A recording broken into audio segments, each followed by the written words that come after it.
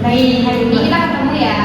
Perkenalkan terlebih dahulu, saya perawat Revalina dan di sini ada rekan saya perawat Isma ini. Nah, hari ini kita akan ngobrol-ngobrol terlebih dahulu sebelum kita lanjut ke inti acara hari ini ya Ibu. Gimana kabarnya hari ini? Baik. Ada baru seru lagi lapangan. Yang mungkin lah Ibu, kita sudah ada di lapangan. Kita bakal nanti ada senam, tapi nggak sampai ngos-ngosan juga kok. Oh gitu ya Sus. Kebetulan nih Sus, saya akhir-akhir ini kok pegel-pegel ya. Nah itu Ibu, tubuhnya berarti tadinya harus digerakkan. Nanti kita bakal olahraga dan juga senam buat menggandakan peredaran darah Ibu juga gitu. Saya nih bingung, nurse katanya nasi putih itu nggak sehat. Tapi di sini tiap hari ada makan nasi putih, jadi harus makan apa dong? Sebenarnya nasi putih itu boleh-boleh aja ya Ibu, cuman nanti harus diseimbangi sama sayur atau protein yang Ibu makan, jadi nggak nasi putih aja. Ibu juga jangan lupa buat minum air mineral, air gelas 6-8 gelas per hari ya Bu. Dan minum juga tidur cukup, seperti itu Ibu. Oh iya betul-betul. Boleh sih, nanti saya lakuin deh itu.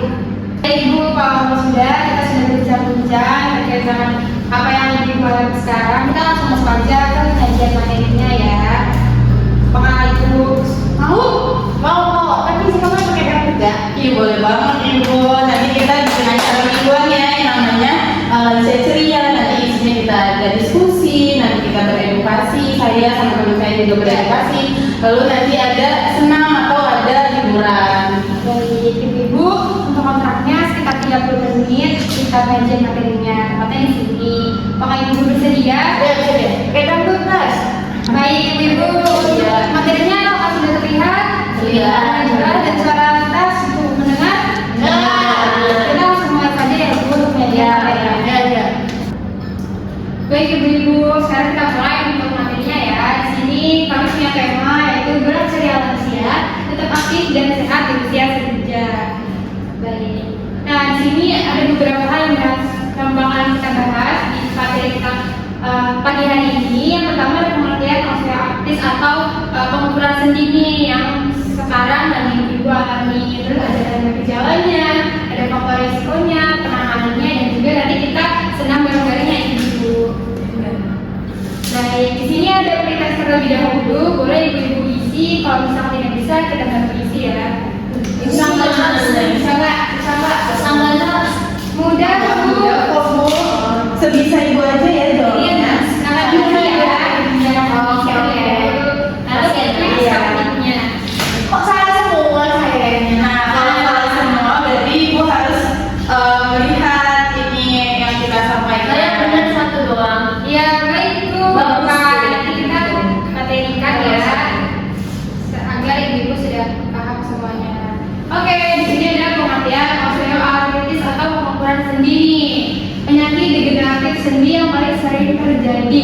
Ini paling sering terjadi pada lansia. Biasanya terjadi di sendi lutut, pinggul, atau tangan. Makanya tadi Ibu sekalian kan bilang kalau pegel-pegel di lututnya, ya kan, pegel-pegelnya, gitu ya.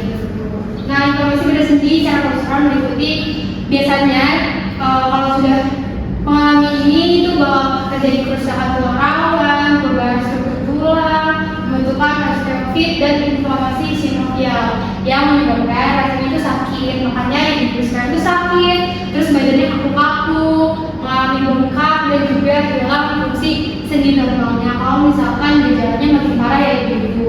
Nah, penyakit ini itu sering juga dikenal dengan penyakit degeneratif. Adalah jenis artritis yang paling sering terjadi terutama pada orang tua. Nah, memang ini penyakitnya itu udah wajar dan umum di kalangan lansia ya, karena ini sering terjadi pada orang tua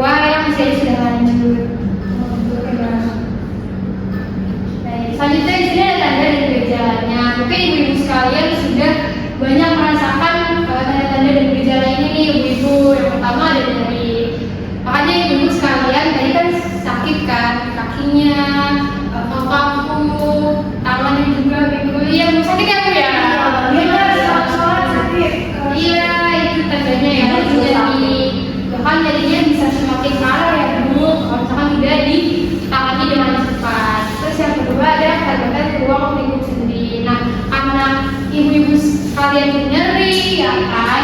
Jadi keterbatasan buat melakukan aktivitas sendinya juga kurang kuat gitu. Makanya tadi ibu kalau tengah sholat sakit kan, banyak sekarang orang tua yang sholatnya udah duduk Ya, kayak gitu. Terus kelemahan otot, nah ini karena kelemahan otot ini makanya sendi-sendi sekalian iya dari nggak kuat diri, nggak kuat aktivitas gitu. Jadi aktivitasnya terbatas ya gitu ibu. Terus kaku sendi, jadi badannya juga kaku.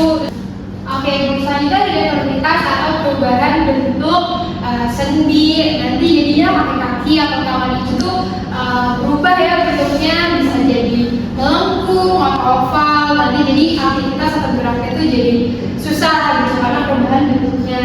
Terus yang keenam adalah gravitasi atau suara-suara gemeretak gitu lah. Kalau misalkan ibu sekarang ya nyeri kan, katanya kadang suka bunyi keretek-keretek. Nah, kalau dari duduk ke berdiri. nah iya iya itu ibu namanya gravitasi ya. Ada suara-suara keretek-keretek lah ibu. Kalau ibu suka sakit sendi-sendinya seperti itu. Baik, next. Nah, selanjutnya di sini ada faktor resiko dari pengapuran sendi. Nah, yang pertama itu usia. Nah, saya mau nanya dulu nih, ibu usianya sekarang udah berapa?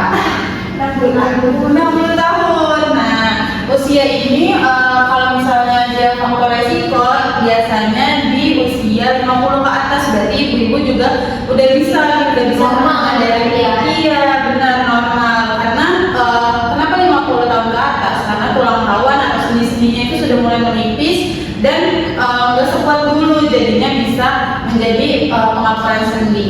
Nah, yang kedua itu ada jenis kelamin.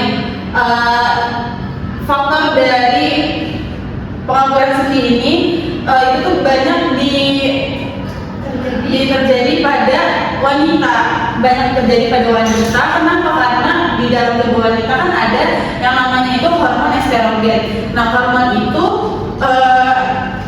kayak bisa memperkuat tulang, tapi kan karena ibu-ibu udah 50 tahun ke atas, terus juga sudah menopause kan, jadi hormon estrogennya itu sudah kayak makin lama makin menghilang, jadi bisa terjadi pengapuran sendi ini. Terus ada status gizi. Nah, kalau misalnya ibunya berat badannya berlebih, itu kan nanti pasti kakinya juga jalannya jadi susah gitu. Terus juga lemak juga nggak boleh banyak dalam tubuh karena nanti dia bisa berpengaruh juga pada tulang. Lalu riwayat keluarga nih, ibu ingat-ingat orang tuanya atau saudaranya, Ibu saya. Iya, kalau misalnya ada riwayat keluarga, bisa jadi ibu-ibu nanti terkena juga karena bisa dari genetik. Lalu ada posisi bekerja, kalau misalnya ibu kerjanya jongkok, nyuci bajunya jongkok, atau kayak nunduk gitu, itu bisa jadi faktor dari resiko pengapuran sendi tersebut. Selanjutnya ada penanganannya. Nah, pengobatan non farmakologi atau tanpa obat-obatan. Yang pertama tadi kalau ibunya gendut, ibu bisa mengurangi berat badan ibu karena ya tadi faktor resikonya kan berat badan berlebih. Terus yang kedua olahraga, senam nanti yang bakal kita lakuin. Lalu ada pengobatan farmakologi. Tadi kan ibu merasa nyeri ya, nyeri. Nah, kalau nyerinya udah nggak bisa ibu tahan, ibu bisa pakai paracetamol atau ibuprofen. Dan itu bisa didapetin di apotek terdekat. Lalu ada pengobatan intraartikular. Ini tuh kayak nanti bukan, nanti dia tuh disuntik gitu, tapi harus ada indikasi dari dokter gitu. Harus ke dokter dong. Iya, harus ke dokter, harus konsultasi ke dokter ya ibu. Baik, ibu setelah kita sudah menjelaskan terkait materinya, mungkin kita mau evaluasi ibu sekalian terlebih dahulu ya. Coba disebutkan 3 tanda dan gejala pengapuran sendi ini. Bunyi kakinya, Iya, betul. nanti tulangnya berubah. Iya, betul.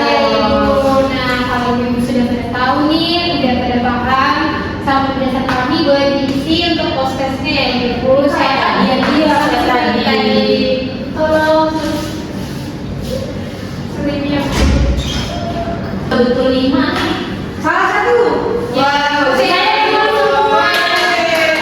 Singkat ya itu. 5 itu kan semua kan? Iya. Nah ibu tadi kan kita udah bilang kita bakal senam. Nah ibu boleh berdiri sekarang. Kita senam sekarang ya. Enggak, ibu nanti kan apa aja. 3. Boleh ibu tangannya di pinggang lalu kakinya disejajarin sama bahu ya. Yang terbesar Bu, semua yang ikut senamnya. Jangan dikira tidaknya. Kanan, kiri, kanan,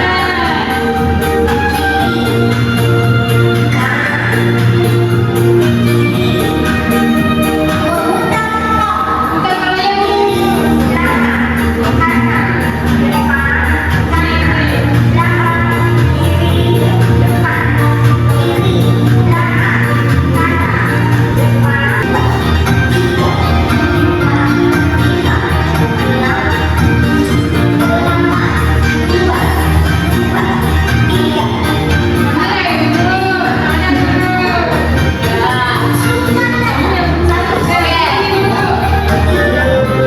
Dia semangat banget Mas. Kamu yang bener dong, suruh tanya kayak gini.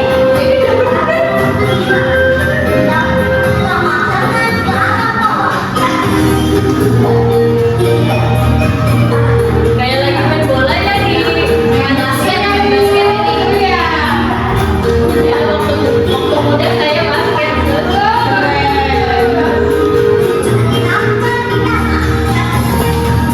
rambut nih. Geser dong, geser.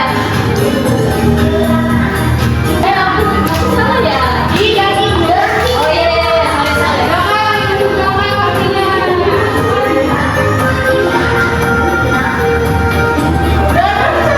Jadi kayak itu kakinya sampai mau diangkat.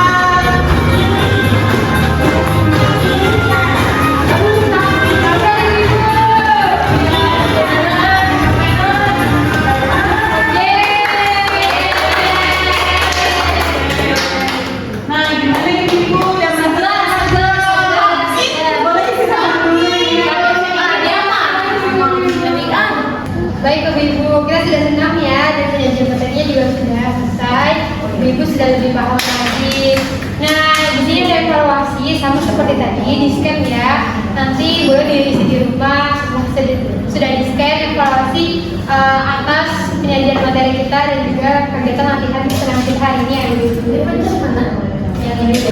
Kita sudah selesai ya Ibu untuk acara kita pada hari ini. Semoga apa yang sudah kita jelaskan dan juga latihan senam hari ini dapat berguna dan juga bermanfaat buat kami. Amin ya.